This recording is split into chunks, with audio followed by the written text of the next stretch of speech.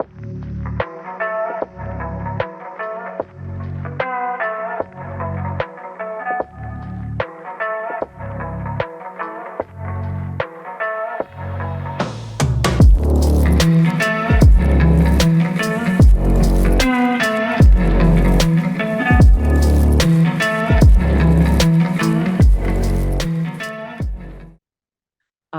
am very pleased to introduce Dr. Tim Duane today. And an introduction that I have for him is climate change has already altered precipitation and flows in the Colorado River, which is allocated among 7 states and Mexico based upon the Colorado Compact from 1922 and a complex series of agreements now known as the Law of the River. But the Law of the River is not fully grappled with the reality of climate change. This talk tonight will explain the challenge and how to solve it. Welcome, Dr. Tim Duane. Let's give him a round of applause.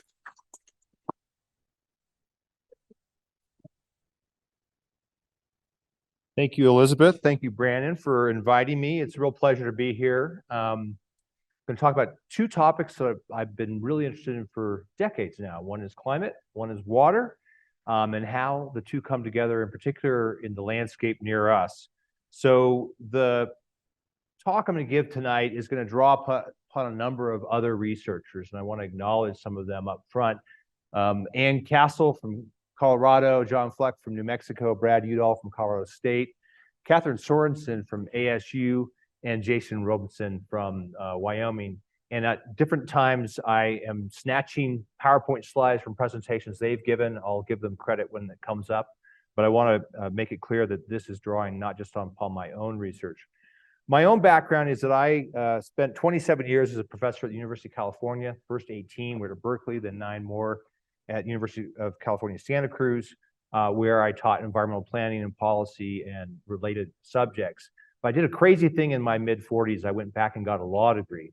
And after getting a law degree, I then started teaching at law schools as well. So I've been a visiting professor a number of places. And most importantly, for tonight's purposes, I spent 9 years at the University of San Diego, where I taught climate law and policy every fall. And I also taught water law. So those 2 come together. Perhaps my most important qualification for tonight, though, is that my wife, Amy, and I moved here full-time last year. So we are full-time residents. So the Colorado River and the Colorado Plateau matter to us in a different way. It's always been an area of interest of mine. My sister lived at the Canyon about 30 years ago for 3 years, and college roommate from Scottsdale, whose family had some land near Williams. So Flagstaff has been on my radar for a long time. Let's turn to the Colorado River Basin. So the basin, as I mentioned, or as Elizabeth mentioned, touches on and is in parts of 7 different states. Those states are Wyoming, Wyoming, Utah, Colorado, and New Mexico, which together comprise what's called the upper basin or upper division. This will be important later. So I'm going to quiz you all at the end. If you need to write notes down now, those are the 4 states of the upper basin. And then the lower basin states, which Arizona, Nevada, and California comprise, they have kind of a special relationship to the law of the river in terms of how the Colorado River gets allocated to them. So think about the Colorado Compact, which I'll describe in a moment, as an agreement among 7 states. One of them, Arizona, did not accept it and therefore went to the Supreme Court over it, and it got resolved 40 years later. But the 7 states really only agreed to apportion or allocate the Colorado River between these 2 divisions, the upper division and the lower division. And then they figured they'd all work it out amongst themselves later. Some of it was resolved on a friendly basis, some of it more adversarial. As I mentioned, Arizona challenged California and went to the Supreme Court, and I'll describe how the river is allocated. But 2 very different mechanisms for the upper division or upper basin versus the lower basin. The Colorado River Basin, this is from Ann Castle at Colorado University, or University of Colorado. She's also the federal designee appointed by President Biden right now on the Upper Colorado River Basin Commission. So she plays two roles there. It serves 40 million people, 4 of the 8 fastest growing states. There are a lot of acres of land that are irrigated, and we'll return to that in a moment. 30 Native American tribes, to build upon the topic of the previous presentation by Justin. 11 national parks, more national monuments than there were when Ann put the slide together, because we have a new one just northwest of us here. And it supports a huge economic enterprise throughout all these states. And important thing to understand is that the Colorado Basin itself is defined legally, not just where the water falls into the basin that flows into the Colorado, but also where it leaves the Colorado and is used to irrigate land. For example, in the Phoenix area, or along the Gila River, or in the Imperial Valley of California. Those places are not in the Colorado River Basin, but water gets sent there. So those are areas that are included in these figures. The 1922 Compact, as I've already mentioned, was really an agreement among these 7 states. 6 of the 7 agreed to the terms. Arizona, at different points, was agreeing and then not agreeing, and then ultimately did not sign off on it. But the agreement was really about how to divide between the upper division and the lower division. And the agreement, like many negotiations, said, well, all right, you get half, we get half. But there was a dispute about whether or not some of the water, in particular the Gila River, which only flows within the state of Arizona before it then enters the Colorado, whether Arizona would get that million acre feet, that's what MAF stands for, charged against them or not. An acre foot is about a football field covered with a foot of water. 326,000 gallons. You can do the metric conversions yourself, but basically think of a football field with a foot of water on it. That's about an acre foot. And to illustrate how much water gets used for different activities, if you go down to Buckeye, I happened to be at the Colorado River Water Users Association meeting last December in Las Vegas, and I sat down at breakfast one day and I had all of the Arizona cotton growers, the big cotton growers of Arizona over here, and the guy from Buckeye uses about 6 acre feet of water per year to irrigate his crops. But just down the river at Gila Bend, he uses 12 acre feet per acre to grow his crops. And the reason is that the Gila River becomes more saline as it gets down. He needs more water to flush the salts out. So the amount of water that gets used for different crops really varies widely. Cotton is kind of an extreme in that climate, and we'll return to that as well. But in the end, the upper basin is supposed to get 7.5 million. The lower basin is supposed to get 7.5 million. That Supreme Court decision from the U.S. Supreme Court, 1963, said, nah, the Gila River doesn't count against the 7.5 on each side. Arizona gets the Gila River on its own. So the 7.5 for each is based upon an idea in 1922 that there's 15 million acre feet of water passing by Lee's Ferry, okay? And we'll see that that may have been a valid assumption, but it went against some of the science at the time, and it certainly is no longer a reliable number today. Later, there was a negotiation with Mexico, and the understanding in the 1922 Compact was that if there was a negotiation with Mexico, the upper and lower divisions would share that commitment equally. Turns out that that commitment is about 1.5 million acre feet. So we have 15 million acre feet that the two sides get, plus another 1.5. We're up to 16.5 million acre feet that have to somehow flow through the system.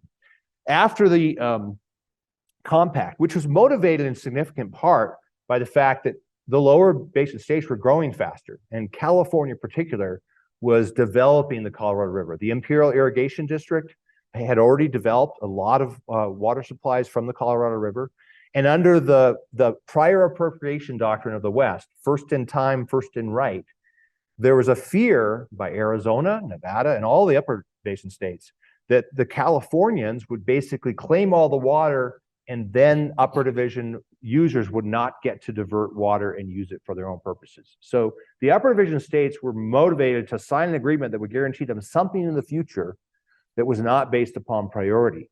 Basically saying, all right, 7.5 million acre feet can get downstream to the rest of you, but we are going to reserve, if you will, 7.5 million acre feet, even though we're only using a couple million acre feet now.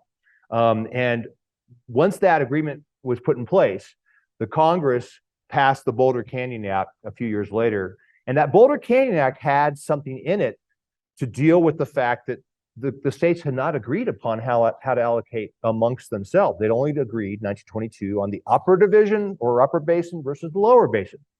So Congress had to figure out how much water could each of those lower division states get, because Arizona and Nevada both claimed that despite the agreement about upper versus lower, that the river passed through their borders before it got to California, and therefore they should not only get to have more of the water that came to the lower division, but also they should get all the hydropower revenue, or at least be able to tax the federal government for building any hydropower.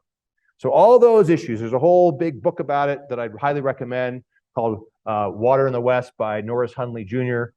It goes through all the machinations of negotiations and battles over this.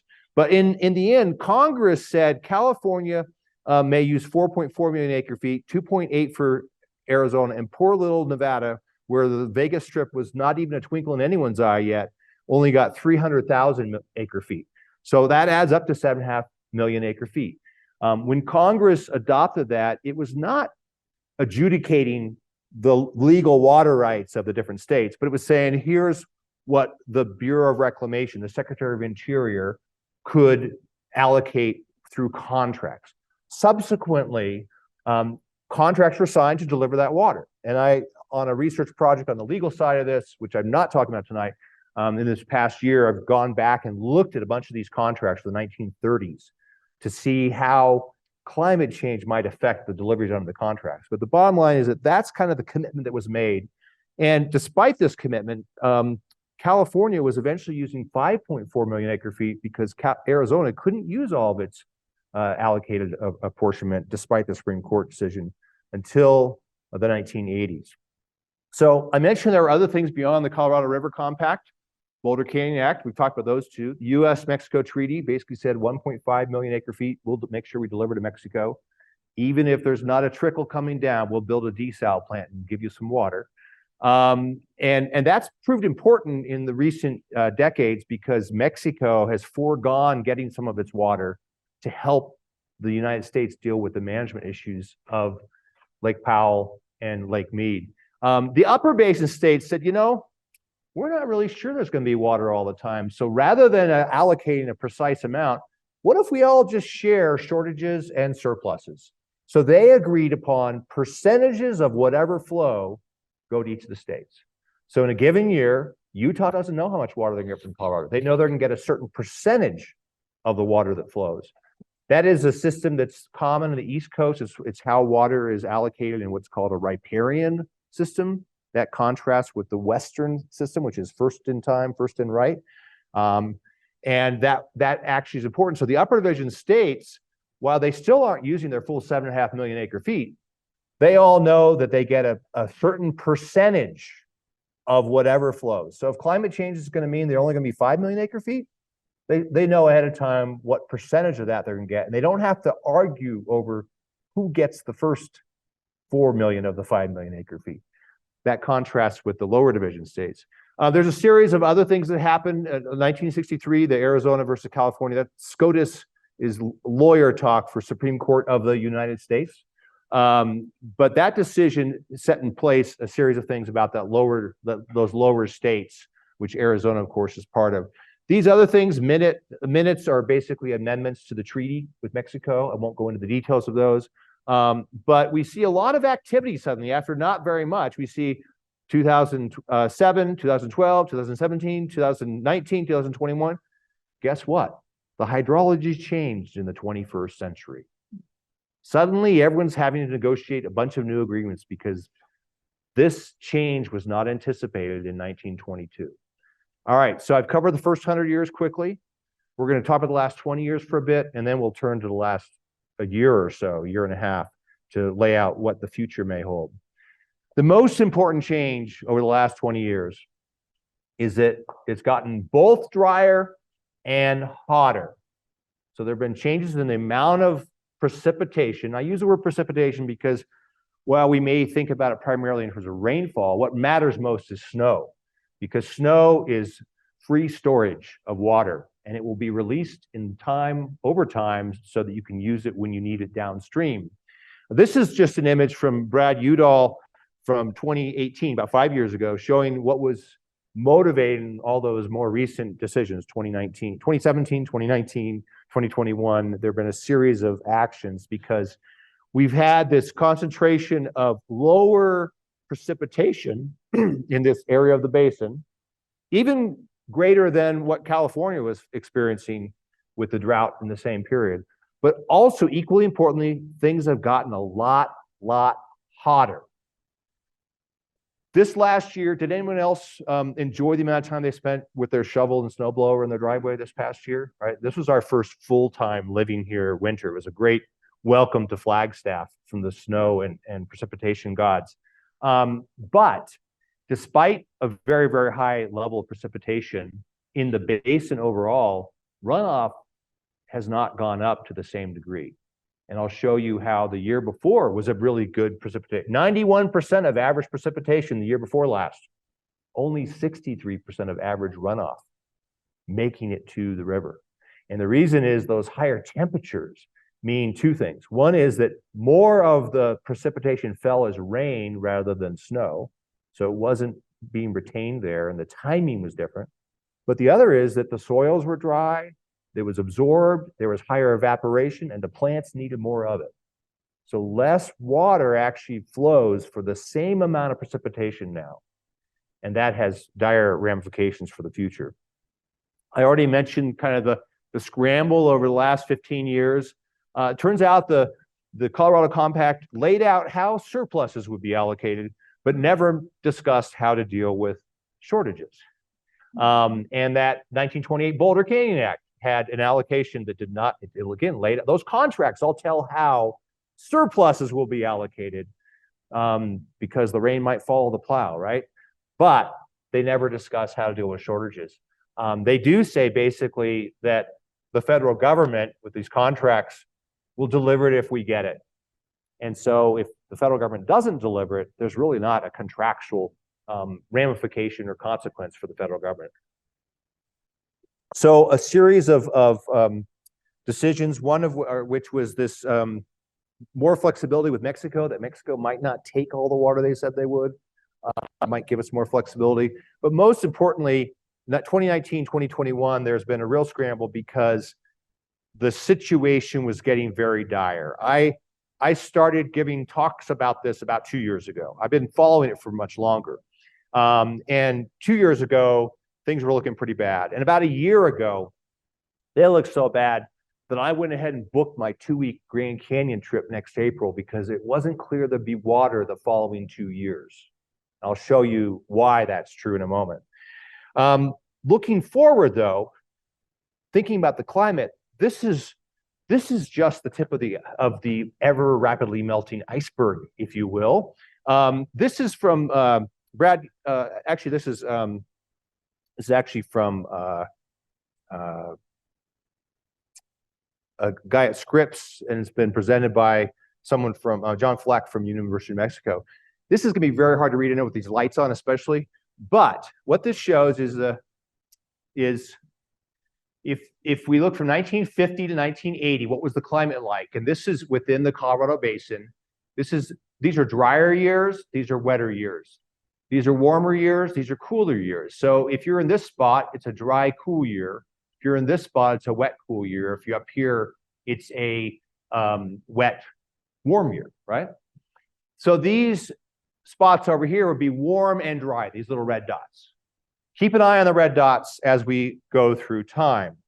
If we look at the 1980 to 2010 climate, 30 years, but a later 30 years, we can see that the whole thing is starting to shift up and a little bit to the right.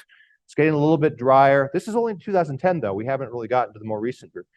Model projections of climate change affecting the region show that these red dots are the really dry, warm years. We won't even have those. It'll all be drier than that or wetter than that. But most importantly, it will all be warmer than that. So everything's above this spot, basically. And then over time, if we project out to 2070 to 2099, and I'll have two caveats about this. One is that these are models. We have a very good understanding of the climate at a global scale. When we downscale these models, we have much more uncertainty about their application in particular areas. So there's enormous uncertainty about these. The second is that these are using kind of the high end, what's called the 8.5, RRCP 8.5 projection of emissions. So this is, I won't call it a worst case scenario, but among the models, it's the worst case scenario of emissions. My own view on emissions is that we passed the exit to 2 degrees centigrade some time ago. We will never keep it within 2 degrees centigrade. My own view of the science, and I first published on climate change in 1990, this is not a new topic for me, is that we're probably looking at 2.5 to 3 degrees centigrade by the end of the century, which is a really big deal because it's about twice the 1.5 that Paris laid out as a goal. But when my kids are my age, they're going to be looking at a world where, you know, you keep hearing about how this was probably the hottest year in human history. This will have been the coolest year in human history. Okay? This will have been the coolest year in human history since today, 75 or 80 years from now. So when my kids are my age, we're going to be looking at much warmer, but also more extreme wet scenarios under the models, because greenhouse gases, a warmer climate can handle more atmospheric moisture, so we're going to have more precipitation. It's just that you have these extremes. So if you have more precipitation, it might turn out that the flows are okay, but remember, it's going to mainly be falling as rain rather than snow. And once it falls, the temperatures are so much higher that you're going to have more evaporation, you're going to have more transpiration by plants, and you're going to have more absorption by the soils. So looking forward, this is the point here, will not necessarily translate into additional runoff, but we have more extreme wets as well as more extreme dries. And these recent hot years will be relatively cool or even too cold compared to what we face in the future. I was incorrect when I said it'll be the coldest year in human history. I mean the coldest year from now going forward in human history. Okay, now that I've gotten you all optimistic and excited about the future, I'm sorry, this is what it is when you look at the science. Let's think about the upper versus lower divisions and think about what the law of the river requires to go to each. Lee Ferry, or Lee's Ferry, depending on how, I've seen it 3 different ways, and literally it has to do with conventions at the time. There's Lee Ferry, there's Lee's Ferry with no apostrophe, and there's Lee's Ferry with an apostrophe. If there are a bunch of Lees gathered at Lee's Ferry, though, shouldn't there be an apostrophe at the end of the S? I mean, just to add the 4th possible way to spell Lee or Lee's Ferry. The 20th century average, 1906 to 1999, was 15.2 million acre feet based upon reconstruction, because we actually have this thing called Lake Powell now that changes what flows. But if you were to look at the quote natural flow, that's about what the model was, or the negotiators were thinking about. They hadn't accounted for the 1.5 million acre feet they had to get to Mexico yet, but they divided their 15 pretty well. In the 21st century, this is from 2000 to 2018, it was 12.4%, or 12.4 million acre feet, about a 19% decrease.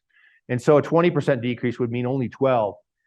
Believe me, at the conference last November, last December, before we'd had the big winter that we had, there were many, many water managers who'd be thrilled if they could be promised 12 million acre feet a year going forward rather than 15. There's no one in the room that thinks we're ever going back to 15. There are a lot of people who think we're talking 10 or 11, maybe 12. A 40% decline would be only 9. And so we're looking at some pretty difficult supply or flow modeling going forward. At the same time, unlike the period up until the 1980s, we had a huge increase in the demand by the Central Arizona Project. This is Arizona's demand. This is John Fleck from University of Mexico. And almost all of it was due to the Central Arizona Project. And so the Central Arizona Project did not get approved until California, which has more congressional representatives than all the other 6 states combined, said, we will fund the Central Arizona project through the federal government if you agree to be subservient in your priority to the existing California claims. And in order to make sure that Arizona can take their 2.8 million acre feet, because they're only using about 1.3, California also agreed they'd move back from their surplus use of what was really Arizona's appropriation. So to set the stage, Arizona needed federal money to pay for the Central Arizona project. California effectively stopped that from going through until Arizona agreed to be junior in any future shortages. And that's why Arizona is bearing the burden of shortages now in a way that California is not. But at the same time, California has cut their use by about 1 million acre feet in order to kind of free it back up for Arizona. Let's look at the inflows. Lake Powell took 17 years to fill. Personally, I don't think it will ever be full again. Look at the blue line. The other ones are different periods of the year. October 1st. The water year goes till September 30th. I'm sorry that the Festival of Science is a week early this year. I had to look at the data yesterday. I couldn't quite get to September 30th, but we can see the flows year by year. Really big years around right when Powell finally filled. Started 63, 1980. It filled up, and we had these great big years. We could let a lot of water go downstream to Lake Mead, and then from there to go to the various users. And then around this time, when we had the Central Arizona project starting to draw more, we can see this pretty steady decline. There are little bumps, but this was the huge year we just had. It's not up here. It's not even up here. In fact, the inflow to Lake Powell, 5 of the last 20 years were higher than this year's. So I know we hauled the shovel a lot, but the total amount of water coming back is not quite what it would have been under a previous climate. If you look at storage, a year ago, actually last fall, both Mead and Powell, this is Lake Mead in the blue and Lake Powell in the sort of gray, together, this is the total storage. This is the maximum storage capacity, which in 1999 with the peak year was 92%, and we've had a steady decline since then. Does anybody have a bank account where they produce a chart of your total balance? This is basically just someone living beyond their means for a very, very long time, okay? And you periodically have to either cut your expenses or increase your income, or it's all gonna eventually just tap out at zero, or you won't have anything left in your account. We see the little bump. This is this year based upon a projection, 35% of capacity. We were at about 25%. I think one was at 26, one was at 24 as of last fall. But we're at about 35%, and this was a projection done from April this year. We hadn't finished the water year, but what's interesting is that it's already started to drop a little bit. Actually, that's not shown on this one. I'll show you on another one. So we've just passed the peak for this year, and as I said, with the different climate, we're concerned about what it might mean in the future. So in April of this year, the U.S. Bureau of Reclamation released what's called a supplemental environmental impact statement, basically saying, what are the environmental impacts if we just don't do anything, and what are our alternatives to that? How can we avoid a real crisis on the river? This is Lake Powell, this is Lake Mead, and they noted then that it was the driest 23-year period on record. Several analyses, you may have seen them, suggest this was the most extended drought in 1,200 years, okay, to put it in context. And the averages were, varied from 37 to 63% of average. This year is higher, but until this year was looking pretty bad. And here's the flow. This was the average for a 30-year period that included earlier periods from 2000 to, and this is the 30-year that included 1991 to 2000. So this included some better years, but you can see this is this year. It looks great, but again, it's not enough to fundamentally change the problem. If we look at Lake Powell, or Lake Powell's elevation, and we'll see these numbers, 3,500, that's the elevation above sea level. We'll see that's very important when we think about how high the water level is. You often hear, in news articles, how low the water is compared to the top of the dam. That isn't what matters. What matters is how high is it compared to where the water goes out, okay? And Lake Powell, this was the, you see the seasonal thing from October 1st last year, and then as the snow melted, it's come up, and this was as of yesterday. This was last year. This was freaking people out. But we can see that there are a couple of years during the last 5 years that were still higher. There are 3 of the last 5 years before this year, the elevation level was higher. So storage matters, but also the infrastructure design matters. The Glen Canyon Dam, here's the magic number, 3490. That is the minimum level of water you need to be able to have it go through the penstocks and produce power. If it doesn't stay at that level or above, then it can only go through these lower bypass channels. And here's a better illustration of it. If we can't get water out through these penstocks and produce power, 2 things happen. One is we don't have a bunch of hydropower that's otherwise important in the West, especially for maintaining the overall levels given the variation in other production sources. But also that if we start to drop down, notice that these outlets, while they looked to be at the bottom of the dam, they are not the bottom of the reservoir. So this would be what's called dead pool. All of this water would be stuck and you wouldn't be able to use it all. Moreover, the amount of water you can get out depends upon how much water is above it because there's pressure, there's hydraulic head. And as a result, this was done by the Glen Canyon Institute. These are elevations. These are cubic feet per second. It's just there to keep the rafters happy while they think about the flows through various rapids. But over here is the amount of water you can get through. At 3490, you can get 10.6 million acre feet through. But if it drops 70 feet, you're down to only 6.4 million acre feet can even get through. We're now, this at 3430, we cannot meet the obligation downstream under the Colorado Compact. 3400, boom, only 3.5 million acre feet can get through. So the level of the water has a huge impact upon what can even get through. That's why I made those rafting reservations. We can see, this is as of yesterday, there's a very slight drop already starting here. This was the elevation yesterday. You can go to a great web page and monitor these things, but the bottom line is that we're flirting with those levels where a disaster might occur, and we've bought some time. We've been given some time by this year's big water year, but the fundamental crisis remains. Hoover Dam has similar issues. I'm not going to go through the details, but again, more water can come out if the water is higher, less if it's lower, and there are critical levels.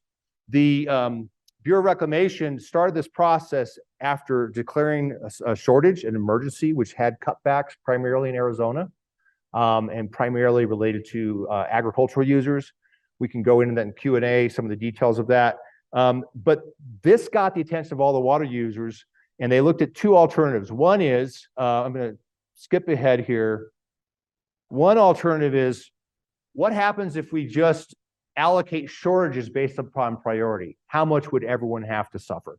And they go through who's the lowest priority, they'd suffer first. Who's next, they'd suffer next, et cetera, under different scenarios. Or what if we shared it all equally? Sound familiar? A little bit like same percentage shortage as everyone else. Well, not surprisingly, the first alternative is one the Californians all said, yeah, we were here first. You all agreed, 1968, that you'd take the shortages first. We keep getting all the water we ever had before. And the Arizona, New Mexico, or Arizona, Nevada both said, no, we would like the percentage reduction scenario. Now, this was setting up a massive set of lawsuits between the parties.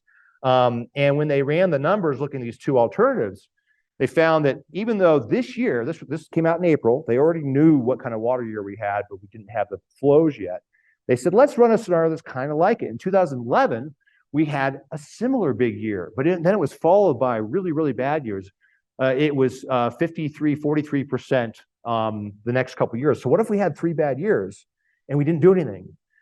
This red line shows what happens to the Lake Powell pool or the Lake Mead pool. We'll focus on Lake Powell. This dotted line is the minimum power pool. It drops, if we don't do anything, it drops below minimum power pool in the second of the 3-year scenario. If, on the other hand, we start to cut back now, we can protect that because the two alternatives are the green and the blue. We keep it up here high enough that some water still flows. But it also means that we're only releasing 7.5 million or 7 million or 7 point. We're releasing less than what we historically had released if we take these shortages.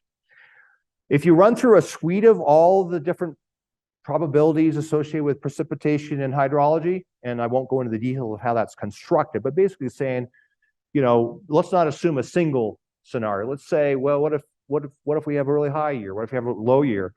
We find that more than 30 under do nothing scenario, more than 35% of the time, we end up going below the minimum power pool. In the second and third years, it's about 25 to 30%. If, on the other hand, the blue and green, if we take cutbacks now, we get it down to just a little less than 10% this year, this coming year, and get it down to almost zero the next couple of years. But because of how it's operated, Lake Mead then has increased chances of being below its minimum power pool. So cutbacks are essential. I think that much is very clear, even with the big water year that we had. And they ultimately said, the federal government said, look, the Supreme Court said we're the water master for all the lower division states. We've got all the contracts, and we will cut you unless you go all reach an agreement. So the lower division states, California, Arizona, Nevada, scrambled, and they reached an agreement. The agreement that they reached saves about 3 million acre feet by reducing 1 million acre feet per year. Money is a lubricant of agreement. It involves about 1.2 million or $1.2 billion from the federal government, basically buying off short-term reductions. We'll pay you to not use as much water for the next 3 years. And oh, by the way, we're only going to pay you for 70% of your savings. You all have to do some voluntary savings for 30%. All that does is it just changes the price you paid for everything, right? It doesn't fundamentally mean they're voluntary. So the effective cost is about $400 per acre foot. So if you're that farmer in the Gila Bend area growing cotton, 400 times 12 is how much you could get to not grow cotton in the next 3 years on that acre. If you're in Buckeye, you only get half that. You get 6 times 400. So perversely, we pay more to people who use the most water. The long-term structural deficit is not addressed at all. It's kicked down the road, like many cans often are in these kinds of issues. And the reason is that all those interim agreements, 2007, 2012, 2017, 2019, all end up going through 2025. So now we've gotten through the short-term thing through a combination of a good water year plus some cutbacks, but we haven't really addressed the underlying problem, which is that future of a different climate. So if we're looking at this kind of climate, none of this is going to be enough. It's not going to be even close. And so while this past winter was great, unless you were shoveling and snowblowing, it's really deferred resolution of the issue. It gives us a false hope, because I think that too often people just kind of pray for rain and hope these problems go away. Praying for rain is not going to solve the problem. It's not going to really deal with the structural deficit. With structural deficit meaning we are using more than we have, and we keep doing it year after year. And our bank account, which is measured by water in Lake Powell and Lake Mead, keeps going down. And we were almost at our 0 point in terms of the not zero water, but zero effective water, because we were getting so close to those threshold levels. And by ignoring the structural deficit, it's going to keep growing. And this term that Brad Udall from Colorado State's come up with called aridification is a term I want you all, it's going to be on the quiz. I want you all to remember the word aridification. It's not just about how much rain or snow we get. It's also about what's the temperature and how has that made things more arid. By more arid, we have more evaporation, more transpiration by plants, less making it to the runoff that we then have to allocate. So as I mentioned already, we had pretty good water year the year before last, 91% of average, but only 63% of average flow getting down into Lee's Ferry. And because of the shift from rain to snow, or from snow to rain, it may also really shift how much you can store realistically and how you manage the reservoirs. The other thing to note is that When they all divided up the river to 7.5 million acre feet for each, they didn't figure out a way to keep track of evaporative losses. So the losses on the, not just the surface of the large reservoirs, Powell in particular, but also the losses downstream as the water goes. And so that's a really big issue in developing a longer term approach that will deal with the structural deficit. That's where we are. We're now in negotiations. Everyone's like, we didn't have to do major cutbacks, and we got a bunch of money from the feds. We can get through the next 3 years. But really, we've only taken cuts that are about quarter to half of what's really necessary. And so these short-term cuts, while they might be moderately painful unless you got $400 per acre foot for doing them, they don't really deal with the long-term problem where there's not going to be $400 per acre foot available to pay people in perpetuity, and where the cuts actually need to be more severe. So those negotiations, I think personally, need to take in a couple of realities about climate, and that the fixed allocation scheme we came up with 100 years ago is just not consistent or compatible with the hydrological reality. It was based upon fairly weak science. The climate change, even if it was good science, has changed those. And the upper basin has already adopted an approach that recognizes that uncertainty. We each take a percentage reduction to reflect the flows that are actually going past Lee's Ferry. We also have inefficient agriculture throughout the basin. And I say that having grown up in rural areas and being a real defender of agriculture. But inefficient just simply means we're wasting a lot of water to get the same amount of crops out, same economic value. We could do drip irrigation. We could do a variety of things that would use water more efficiently so that more of it is available, and it's more reliably available to those who are using it. The challenge is those with senior water rights, who are mainly agriculture users, don't have the resources to invest in the infrastructure to improve their efficiency. Those who want the water, that are mainly urban users, have the resources but not the water right. Looks like an opportunity to me.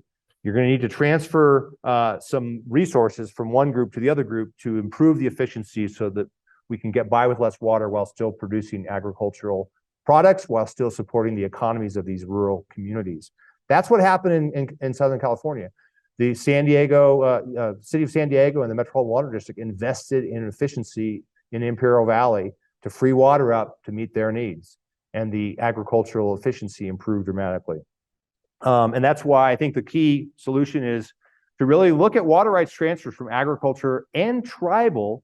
The tribes have played a really important role in foregoing some of their water rights to basically bank that water in the system to avoid getting these critical threshold levels. And they well-deserve compensation. They have senior water rights, probably the most senior water rights, if they've been adjudicated and perfected. Sadly, the Navajo Nation lost a case at the Supreme Court this June. It's a real tragedy. If you're interested in these issues, I urge you to read Justice Gorsuch's dissent, which really lays out the terrible history and the terrible catch-22 the Navajo Nation has been in for a long time. Back in the Supreme Court case involving Arizona versus California, the Navajo Nation wanted to intervene, and the federal government said, no, we've got your back. We're the trustees for you. Don't worry about it. And then they didn't deal with them. And so a bunch of lower Colorado River tribes did have water rights perfected in that Supreme Court decision. The Navajo Nation did not. And so the Navajo Nation actually is kind of the big possible water claimant who's not gotten clear rights that needs to be addressed. And frankly, they would then, if the Navajo Nation were able to get those rights, be able to help solve the problem, people. And that's why they need to both be perfected, but also transferable to have economic compensation if those water rights were to be transferred to others. So perfected just means established clearly, rather than saying, there's a difference between what we call paper water rights and wet water rights. So that's my, overview. It was a whirlwind. I'm sorry for the speed of it, but this is kind of how I view a durable framework that in these negotiations the next 2 or 3 years would establish a way to deal with the problem in the long run, rather than just this short-term resolution by kicking the can down the road and paying people off to do things that are not in the long run going to really solve the problem. In the end, this is Flagstaff's watershed. The water flows into Rio de Flag. It goes to Little Colorado and it goes into the Colorado River. and someone downstream then has a claim on it. And it may come back through the Central Arizona project to Phoenix or to Tucson. It may end up in the Imperial Water Irrigation District. But next time you look out your window and it's raining, realize that you and we are all part of the Colorado River watershed. And therefore, we really have to address the impact of climate upon this 100-year-old agreement that has to adapt to incorporate climate. All right, thank you very much.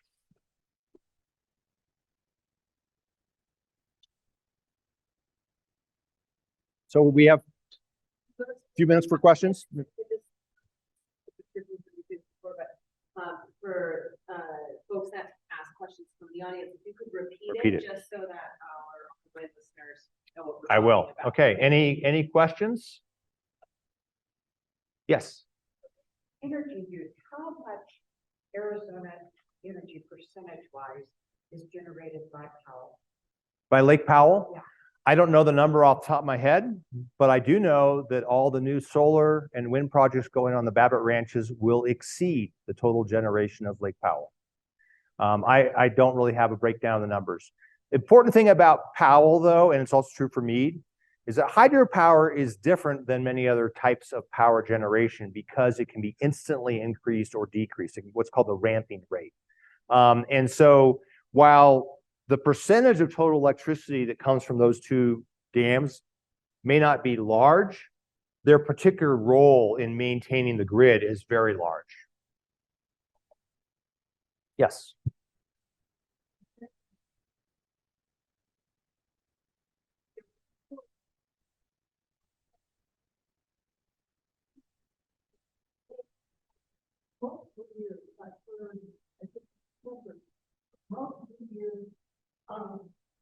Heavy rain, a lot of snow, so the river flow was much higher than it was.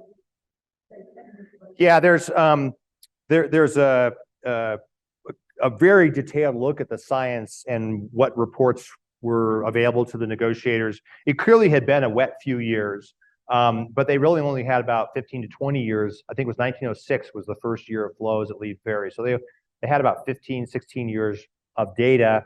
And then there was a big debate about whether these are really wet years or really unusual or not, because some had gone to other records. Of course, since then, we've had dendrochronology. We can do tree ring data. We can do a variety of other sources to calculate it.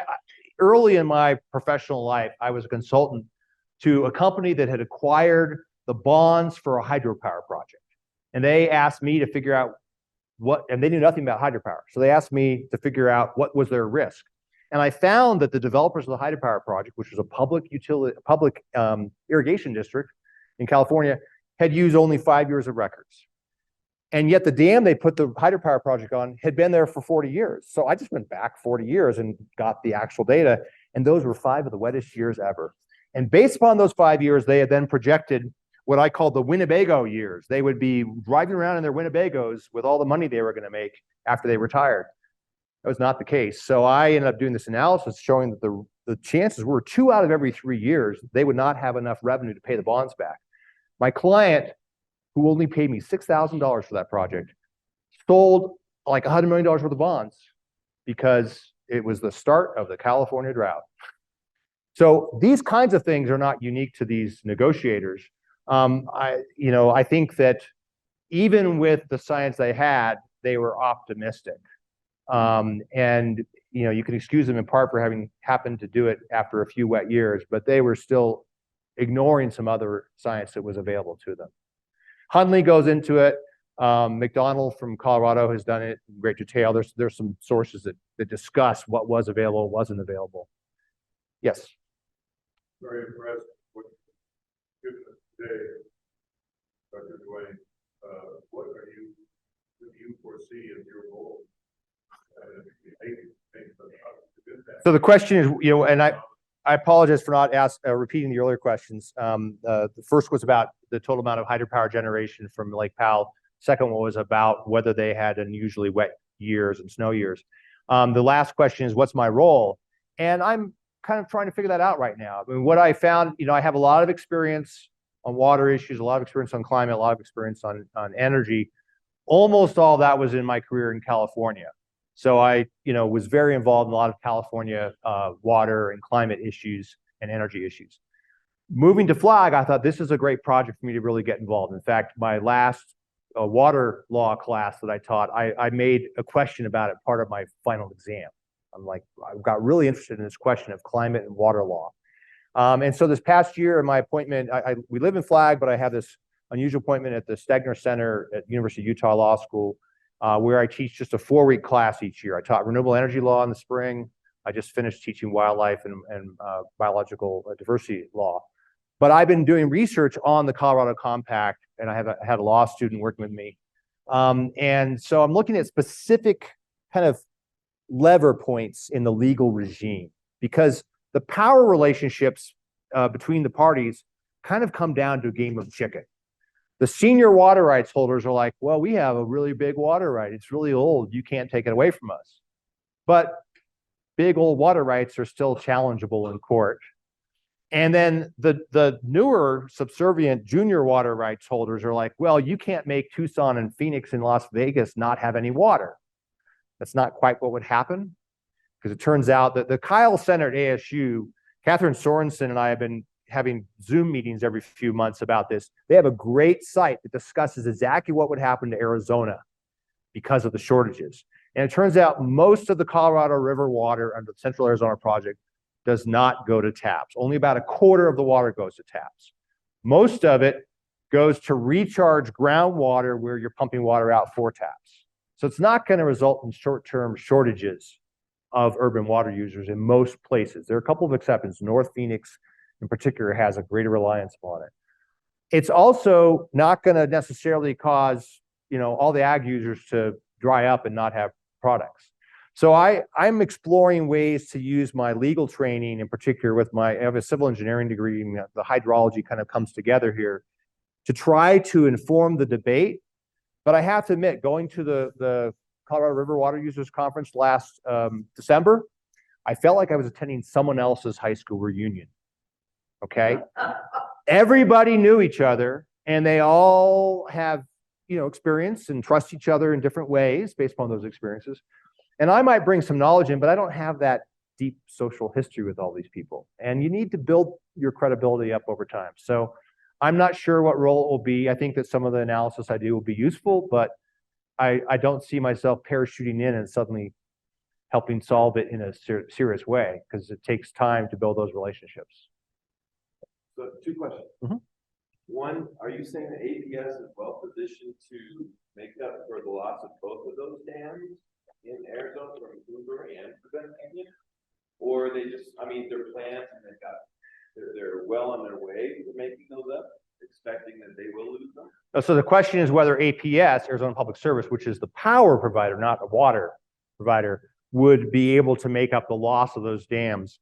The way the dam hydropower is used directly is there's an organization called the Western Area Power Administration that markets the hydropower from federal dams. It's like the Bonneville Power Administration in the Northwest, but it handles it handles the Central Valley Project. It handles these projects on the Colorado River. There's a preference given to public utilities, the publicly owned irrigation districts or publicly owned municipal utilities, to get that power. So while I haven't looked at APS's dependence directly, I doubt it has any power directly from either of those 2 dams, because Native American reservations and the city of Anaheim and the city of Sacramento and various other entities have these long-term preference contracts. However, it's very clear that if that power weren't available in the system, those users would have to find power somewhere else, and that would put a lot of stress on the system. So I don't think that APS is planning on how to get by without them.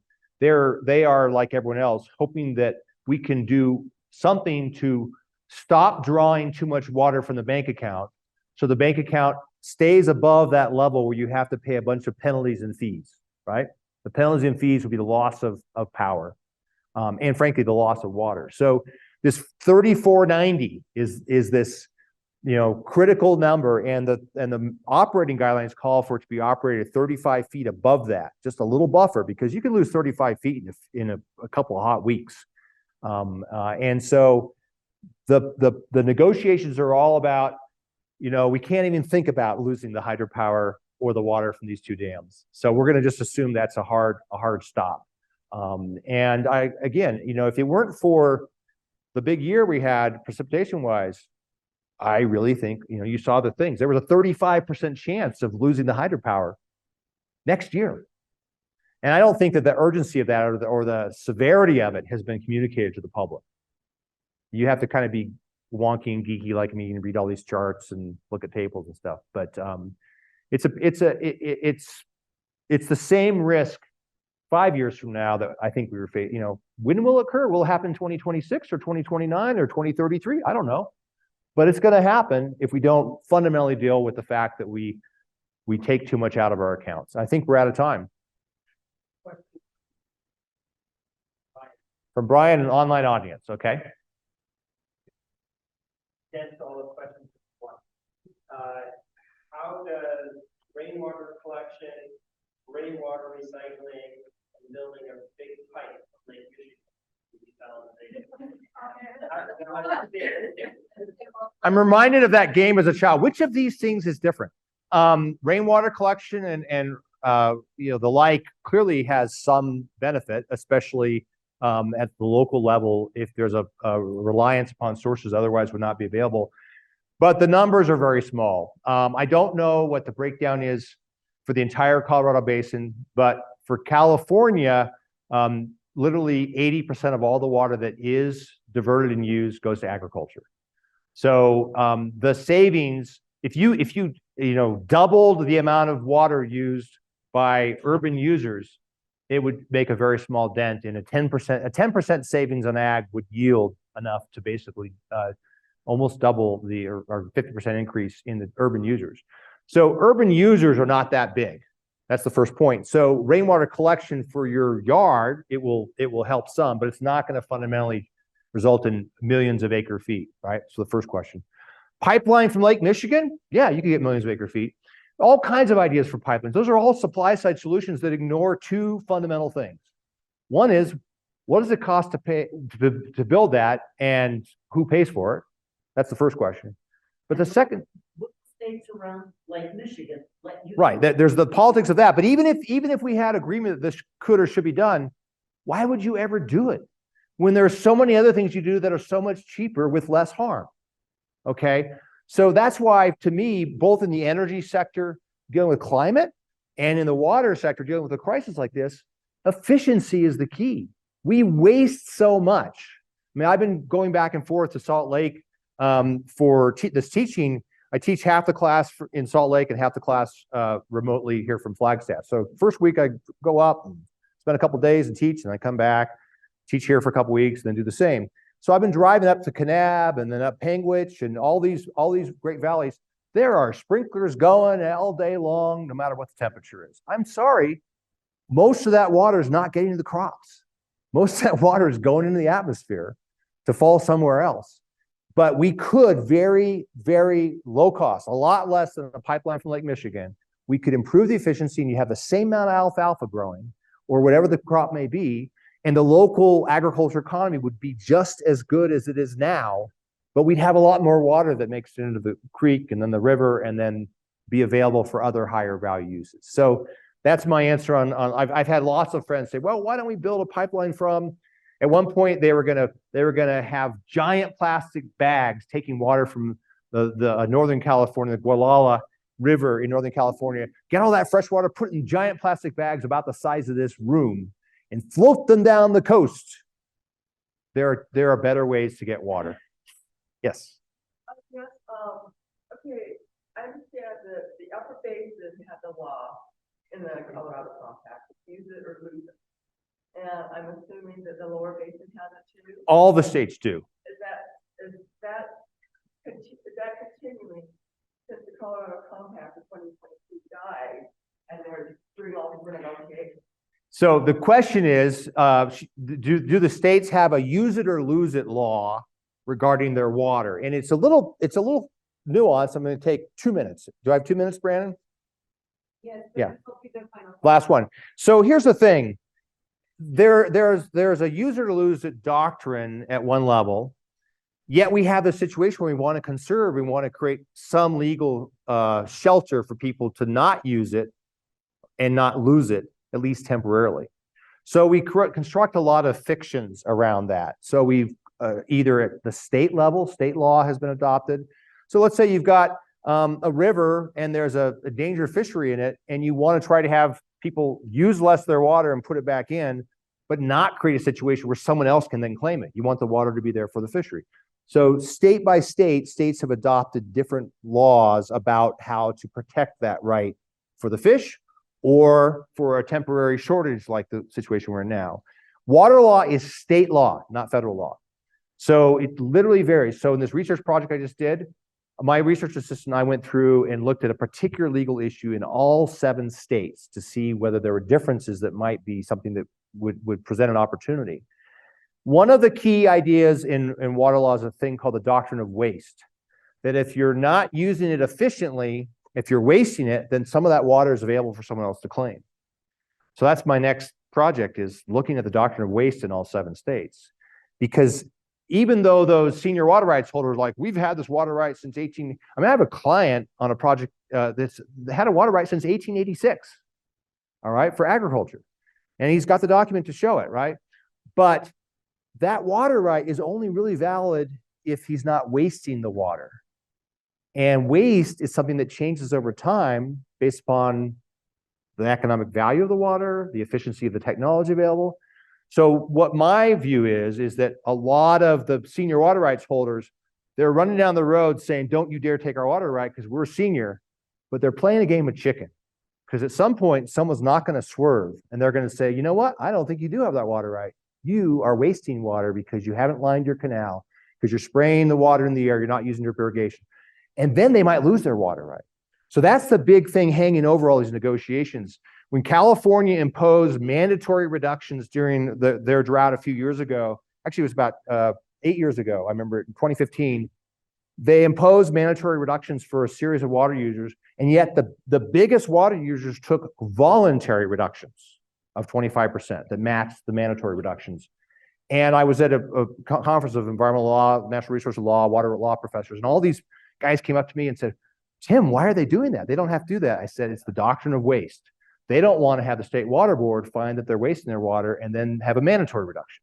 So there's this game of chicken going on, and most of the people in the room know it, but they are basically negotiating with uncertainty and risk for every side. So back to the question about what role I might play, I might elevate the doctrine of waste and make everyone more aware of it. That might motivate certain parties to reach agreements. All right, I think we're well past my scheduled time. Thank you all for coming tonight. And for those who are online, thank you for joining us.